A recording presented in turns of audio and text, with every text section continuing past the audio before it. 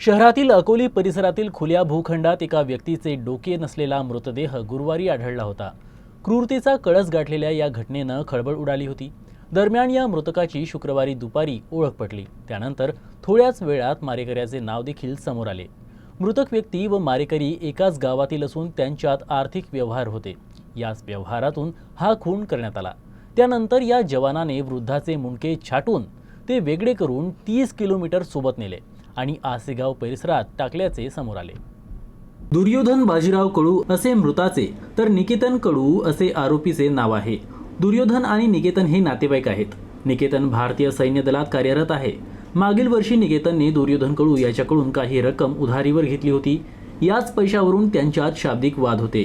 दरम्यान निकेतनने पोलिसांना सांगितलं की मी उधार घेतलेली रक्कम दुर्योधन यांना दिली होती, तरीही ते वारंवार व्याज व इतर रकमेसाठी मानसिक त्रास देत होते। दरम्यान गुरुवारी सकाळी 10:30 वाजता मी तुमची सर्व रक्कम अमरावती देतो म्हणत निकेतनने दुर्योधन कडू यांना दुचाकीवरून अमरावतीत आणले। शहरालगतच्या अकोली भागातील खुल्या भूखंडापासून ते दोघेही दुचाकीने जात होते। त्यावेळी दुर्योधन यांनी दुचाकी थांबव, मला लघुशंकेला जायचं आहे असे त्याला म्हटलं।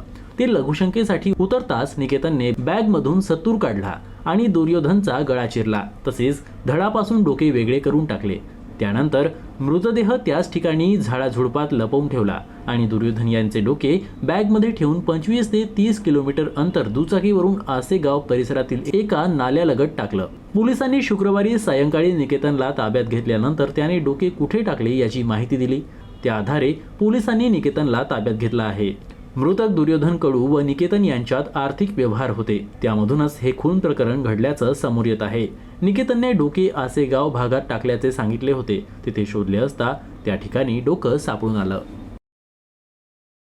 मयत व्यक्तीची ओळख पटली असून त्याचं नाव दुर्योधन बाजीराव कडू, राहणार भोगाव, तालुका अचलपूर असं आहे आणि संपूर्ण तपासामध्ये कोल्हापुरी पोलीस स्टेशन, क्राईम ब्रँचचे अधिकारी तसेच ग्रामीण पोलीस स्टेशनचे ग्रामीणचे जे आहेत अधिकारी कर्मचारी यांनी तत्परतेने या गुन्ह्याचा छडा लावलेला असून सर्वांच्या मदतीने जो आरोपी आहे निकेतन रामेश्वर कडू हा त्याच गावातील असून मयतेचा परिचयाचा होता आणि प्राथमिक माहिती अशी आहे की ते पैशाचा जो व्यवहार होता त्यांच्या आपसातला घेण्यात देण्याचा, त्याच्यामधून काहीतरी वाद निर्माण झाला आणि त्या पोटी त्यांनी त्याचा जो आहे त्याला गावाकडून इकडे आणलं होतं मोटरसायकलवर बसून पैसे देतो असे सांगून, आणि अशा ठिकाणी जो सुनसान जागा होती त्या ठिकाणी घेऊन जाऊन त्याचं जे आहे खून केला त्यांनी आणि त्याचं धड शिर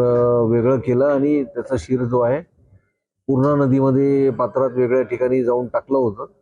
आता सर्व गोष्टीचा रिकव्हरी झालेली आहे आणि उर्वरित जो तपास आहे तो करण्यात येत आहे।